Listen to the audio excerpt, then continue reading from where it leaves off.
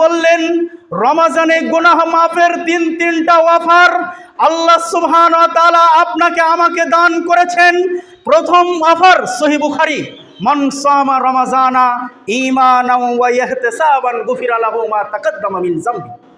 যেই ব্যক্তি ঈমানের সাথে সওয়াবের আশায় রমাজান মাসের গোটা রমাজান মাসে সে সিয়াম পালন করে, আমি আল্লাহ সুবহানাহু ওয়া তাআলা তার অতীতে যত গুনাহ ছিল সব গুনাহকে মোচন করে দেব, বলুন সুবহানাল্লাহ। দ্বিতীয় অফার, মান কামা রমাজানা ঈমানান ওয়া ইহতিসাবান গুফিরা লাহু মা তাকাদ্দামা মিন যামবি। যেই ব্যক্তি ঈমানের সাথে সওয়াবের আশায় তারাবির সালাত আদায় করে, তার জন্য আমি আল্লাহ সুবহানাহু ওয়া তাআলা অতীতের সকল গুনাহকে মাফ করে দেব, সুবহানাল্লাহ।